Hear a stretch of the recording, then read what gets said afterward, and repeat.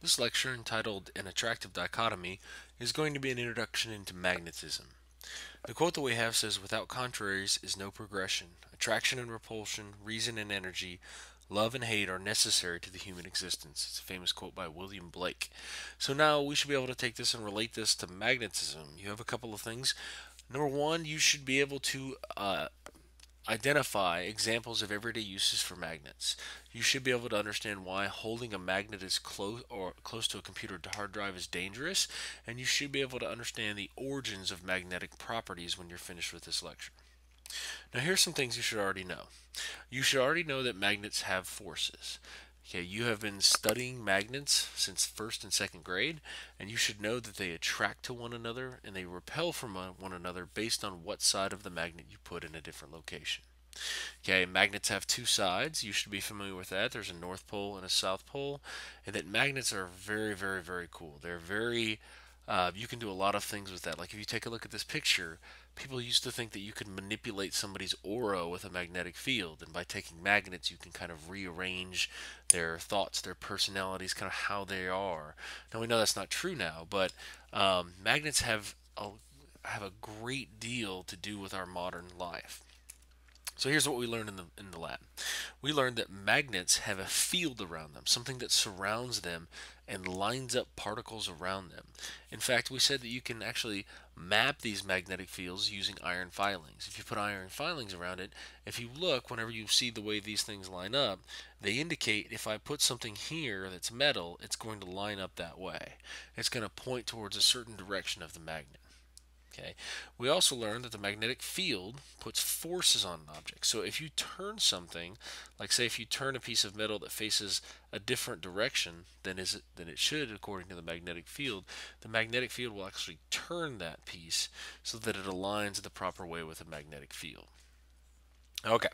So what is a magnet? Now, you have examined the definition of a magnet when you were young. In fact, you generally form an association of say, oh, a magnet, it's something that attracts to metal. Um, or another way of saying that is it does magnetic things. But if you were to examine what are the properties of a magnet, you would say, number one, that it attracts metal.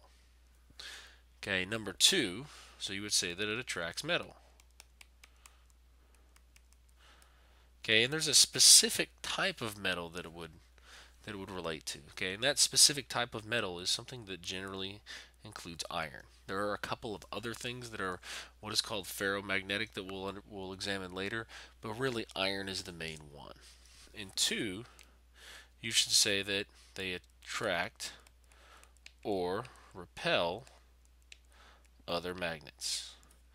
And that's kind of how we defined them before. We said, a magnet is something that, number one, will attract iron, and number two, will attract or repel another magnet depending on the orientation of that other magnet.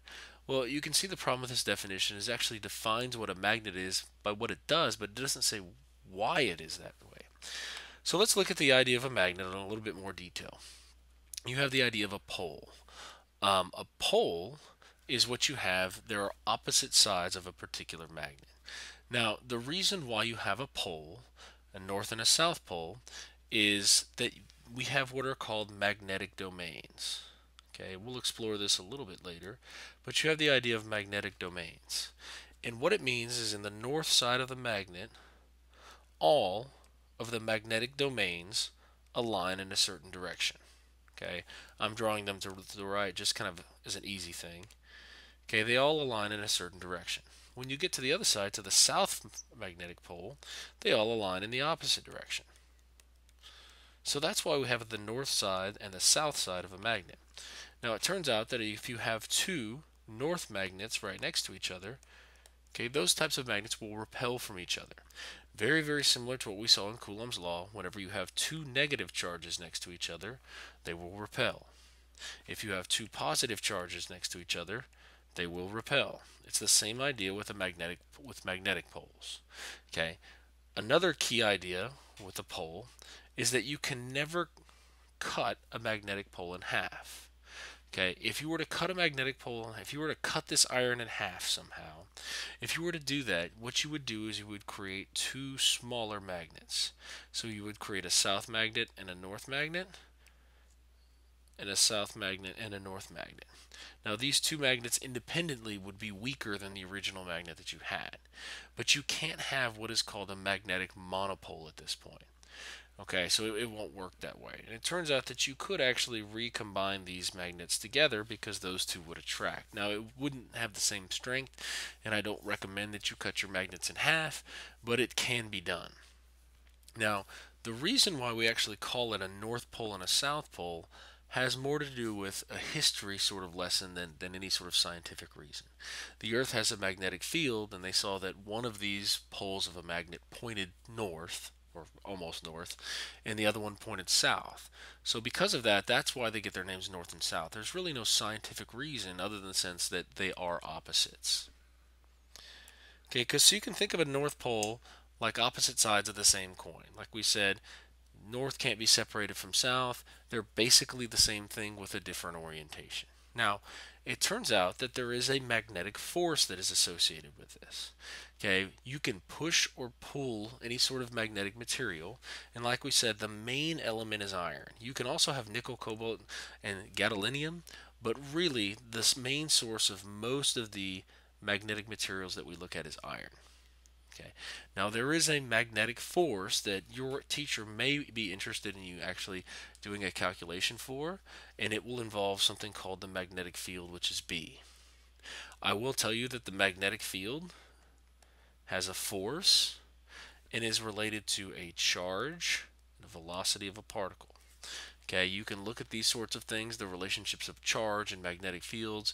That is beyond the scope of this class, but it is an interesting idea that you can look at the relationship between those variables. Now, there are several different types of magnetic materials. Okay, the first one is called a diamagnetic material, and it is anything in which the electrons are weakly affected by a magnetic field.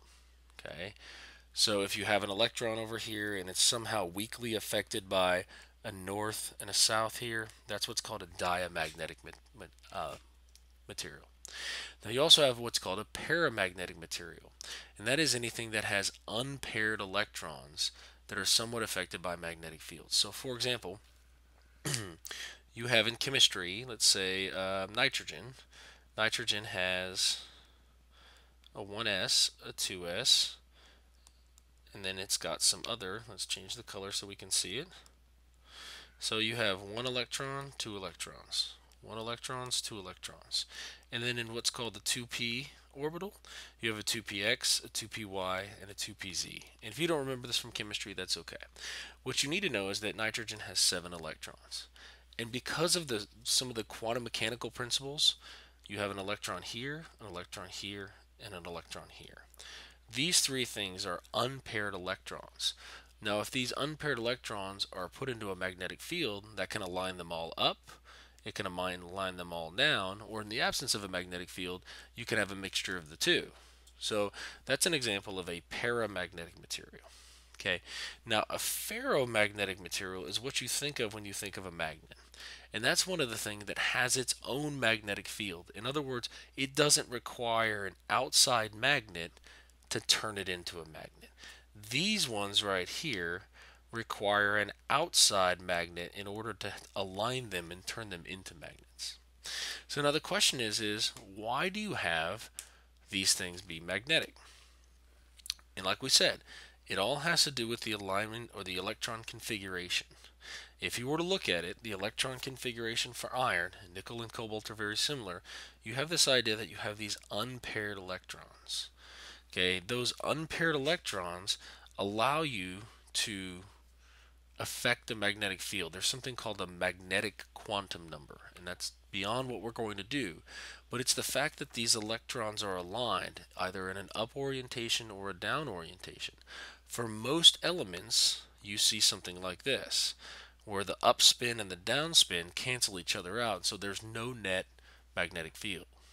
Okay, so because of this, you can say that these things are magnetic because of the movement of the electrons or the way the electrons are spinning. So whenever you have a different configuration of electrons, you are more likely or less likely to have a magnet. So why is the Earth magnetic? Okay, there's a difference between the Earth's geographic North Pole and the Earth's magnetic North Pole. Okay, in other words, this right here is the geographic North Pole. So that's the geographic North Pole. And this is the geographic South Pole. Okay, but it is the exact opposite orientation whenever you look at it in terms of magnets. This is the magnetic South Pole, and this is the magnetic North Pole. And that would make some sense. If you have this as being the geographic South Pole, the North Pole is going to be attracted to that. So if you look at it like that, you need to understand that. Now, one of the things that you have this Earth's magnetic field is really, really, really important. Now, the reason why Earth has a magnetic field is because Earth has a molten iron core. Okay, so there's an iron core at the very center of Earth. And that iron core is not stationary. In fact, it's constantly moving as the Earth rotates and as the Earth moves around the sun. So because of that, you have this kind of rotating iron ball. As a result, it generates this magnetic field that you see surrounding the Earth. Okay. Now, one of the great things about the Earth's magnetic field is it allows for navigation. Okay. It allows for navigation. As you see, you've got a molten core and you can see the temperatures. It's the flow of that charge that creates the magnetic field. There are lots and lots of benefits for having a magnetic field. The first one is it allows for navigation. Okay, this one is not as common anymore with the advent of GPS. So GPS has kind of canceled that out. But for, 2,000 plus years, it's actually something more like 4,000 years, you've been able to use Earth's magnetic field and a compass to figure out generally where you are. But the Earth's magnetic field has a far greater impact on humans in the sense that it allows you to be alive. Okay? You wouldn't be alive without the sense of Earth's magnetic field. Earth's magnetic field forms a protective barrier around the Earth that actually deflects high energy gamma rays. Now, we talked about what gamma rays were earlier this year. Gamma rays are bad news for life. Okay, it penetrates all layers. They're very small, they're very energetic, and they cause cancer. So they cause these random mutations. If it wasn't for Earth's magnetic field, you would have gamma rays coming and striking the Earth, causing all sorts of problems for our civilization. Okay, it would interfere with communications. It would cause the cancer rates to skyrocket. There are lots and lots of negative things that would occur if Earth did not have its magnetic field. As just kind of a side note, Earth's magnetic field flips its orientation from north to south and south to north after a while. You can see that if you go and you dig down to the rock layers, you'll see them all pointing this way. And then you'll see them, if you go down a little bit further, they all point the opposite direction. And you see go down further and they all point the opposite direction. So the Earth's pole will periodically reverse itself. And when it does that, there's some question as far as what happens to Earth's magnetic field when that happens. And we actually don't have any idea what happens at that point. So it'll be interesting to find out because we are overdue for a magnetic pole reversal. Now, it says the needle of a compass is a magnet, and the red portion is the north pole of that magnet. It is currently pointing to geographic north, and opposites attract. It says, what is the north pole of Earth's magnetic field? So if you were to look at it, it says this thing right here is pointing north, and thus we know this is geographic north, and I know that this, the red needle, is a north magnet. So this wouldn't work because these are the same thing. But what it means to tell you is that the geographic north is actually a magnetic south pole. And that's confusing for a lot of people, but you just have to remember that the geographic and the magnetic poles are opposites of one another. Okay, the next question says, why is it important that wires with sensitive currents have magnetic shielding on them?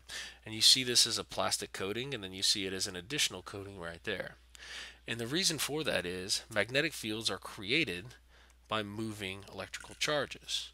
Well, electricity, which wires carry, is the definition of a moving electrical charge. So you have some sort of, the current is equal to some movement of charge, okay, some charge with a velocity. So because of that, we can say that you have to shield them from the magnetic field because this in of itself will create a magnetic field. If it is then exposed to a larger magnetic field, it would be attracted or repelled to it, and it can actually be pulled through the wall or something along those lines. They can also affect each other to the point where they split apart like this, or they actually attract together, and they can actually influence the data that goes through one of these particular wires. And this next example says, if supervillains were able to destroy Earth's magnetic field, what would happen? Okay, and if you were to take a look at this, we would know that if Earth's magnetic field were to collapse all of a sudden, you would have skyrocketing instances of cancer rates. You would lose the ability to navigate. You would have all sorts of electronic interference. Computers would be affected. Wi-Fi would go down. Cell phones would basically be shut down because of the electromagnetic interference from the sun. So at this point, you may be confused and saying, wait, the North Pole is the South Pole, and the South Pole and the North Pole. Does that mean that the North Pole is really at the South Pole? And you may be all kinds of confused as far as that's concerned. You need to realize that there is a difference between the geographic north and the magnetic north. So this right here is called the magnetic South Pole. Okay, it's magnetic south. And to tell you the truth, it's not even really at the North Pole. It's not even there. Okay, the magnetic South Pole is actually somewhere over northern Canada. And there's a couple of reasons for that. It has to do with the metal, the molten iron core rotating through the Earth. And it also has to do with the fact that there is some belief that we are in the process of a magnetic pole reversal. In other words, the South Pole is on its way to flipping so that south would be south again. The south geographic pole and the south magnetic pole would line up again. But we're still kind of unsure about that. So just for now, know that the North Pole and the magnetic South Pole are kind of generally speaking in the same direction. But even then, this is where Santa lives at the geographic North Pole, and this right here in northern Canada is where the magnetic South Pole is. So now there's another type of magnet, and that's the one that's called an electromagnet. An electromagnet is a magnet that's made when you have current moving and it creates its own magnetic field. We're going to go into this a little bit more detail in the next presentation, but there are a couple of things that we can do to control a magnetic field or to create our own magnet. You can affect the strength of an electromagnet by adding more coils, and this is the most common demonstration that you see of an electromagnet. If I wanted to take this thing right here, I've got an iron nail. Okay, if I have this iron nail right there, that allows me to make an electromagnet because this itself is already magnetized. Okay, because it's iron. Okay, then what I do is I provide an electric current to this thing. And that is done in the sense of a battery. Anytime you have a voltage and you have a path for the voltage to go, you're going to create an electric current that moves through it. So that is where we have the electric current. And then also you have the ability to manipulate the number of coils. So as far as making the strength of the electromagnet, we can increase the number of coils. So in other words, I wrap more coils around the nail. And in doing so, the strength of the magnetic field goes up. Okay, and magnetic field is generally represented by B. If I increase the current, so in other words, if I replace this battery with a, say, larger battery, a 20 volt, 24 volt car battery, the magnetic field is going to go up another sense. And the other thing is the iron core. If I were to increase the amount of iron in the core, so instead of using this nail, if I were to use a wider block, okay, then that would also increase the strength of the magnetic field. Another interesting thing about this electromagnet is that I can reverse the polarity of the magnet. Okay, now I'm not sure what it is, I haven't tested it, but let's say that this is north and this is south. Okay, and it's not quite that simple, but let's say all of a sudden I switch these two wires. So in other words, I connect this wire that was on positive and I connect it to the negative end, and what was the negative end I connect to the positive end. When I do that, the orientation of the magnet will switch as well. There are a lot of uses of electromagnets. Okay, the most common one that we see as an example of it is the use of an electromagnet to reduce the friction in high-speed trains. Okay, this is a high-speed train, and what you do is you have an electromagnet that goes underneath the track of the train, and you see this kind of alternating sense of pattern of track. And whenever it does that, you see an attraction between these two, and a repulsion from these, and an attraction from these, and a repulsion from these, and it goes on and on and on. What it tends to do is it actually creates an alternating pattern of repulsion and attraction, which actually allows the train to move relatively easily down the track. It helps us reduce friction a great deal. So you can control the magnetized train by alternating the electric current flow like we talked about. These attractions and repulsions turn on and turn off in a specific order and actually make it easier for the train to move down the track. Another use of an electromagnet is a hard drive. Okay, now this is different than an SSD. Okay, if you have an SSD either in your computer or you have it on your phone or your tablet or whatever, this is a little bit different. But hard drives typically, large scale hard drives, typically use a magnetic disk in order to store information. And what it does is it makes a little encoding on the disk itself that is written as a 0 or a 1. Okay, in other words, an up orientation magnetically or a down orientation. Think of it as a north or a south magnet. Okay, and so it makes billions and trillions of these little orientations on a magnet. And you can actually hear this, okay? If you're in a quiet room and you start up your computer, specifically laptops are easier, you can actually hear this disk spinning as it reads it. Now you can see why, since this thing is magnetic, why it would be very bad for you to come and take and hold a magnet very close to this. Because remember, your information is stored based on the orientation of these particular magnetic charges, or up, up, down, or something like that. If you bring a magnet close to it, it's going to flip the orientation of this one and make it so that it's up, up instead of up, down. So that's a quick way to be able to ruin a hard drive, okay? And it's actually recommended that if you have a computer that you're throwing away or you're getting rid of the hard drive, they actually recommend that before you dispose of it, that you actually hold the magnet to the hard drive. So now we talk about magnetic field lines, and this is really what we saw in the lab, is the idea of looking at the how the magnetic force is actually acting, okay? So if you drop a north pole of a magnet at a point, the arrow points to the field line and shows you, if I put something here, what direction would it be pushed. So for example, if I somehow had a north magnet right there, it would be directed this way towards the south. If I put a north magnet there, it would be directed away from this north pole because like poles repel. The magnetic field lines are actually an interesting way of showing you what will happen when you put something there. It's kind of showing the mechanism of action. So when you look at this, you see two things. Number one, you see the arrow. The arrow gives you the orientation of the force. Like we said, it tells you if I put a north charge there, it will move down in this direction. Okay, that's just showing you the orientation of it. But a magnetic field line will actually show you the magnitude of the force itself. So for example, let's say that we have this magnetic field on one side, kind of this one that's already drawn, and we have this one on the other, for whatever reason. We can say that this magnet is stronger. And the reason why we can say it, it has more lines that are closer together. The more lines that you have that are closer together, the greater the strength of the magnetic field. Now, if you have a stronger magnetic field, generally speaking, you would have a stronger force.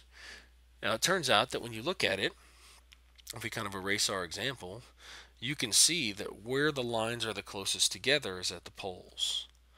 So you've got this place at the poles right here where all the lines kind of converge, and that means that you will experience the greatest force at the poles. And you've seen that if you've ever seen two magnets repel. You get them a certain distance from each other and they don't really do anything, but if you get them closer, all of a sudden they shoot apart. The last thing we have for this example is we have example B1.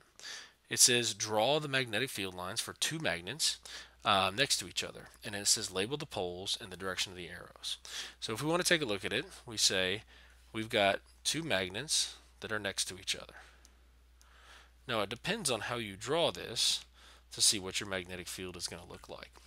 The magnetic field is always drawn from north to south, so we draw the arrow indicating the direction from north to south, and you have something that looks kind of like this. Now, if you were to go way out, you would have something that looks like this, but you may also have something that looks like this. The magnetic field lines can kind of come around a large distance and go and track the other one. Now, if you notice, there's only one line that's doing that. That's very unlikely to occur, but it is something that you would take a look at. And you see these here. You see the north magnets kind of repelling each other in the north and south. So we actually drew this one, and this is the more common one that you think of when you think of a magnetic field line, but you should also be able to draw this, which is the magnetic field line between two repelling objects. And if you notice, instead of being attracted to them, that's no longer there. And instead, what happens is the lines actually push away from each other. When the lines push away from each other, you have the indication that it is a repulsive force.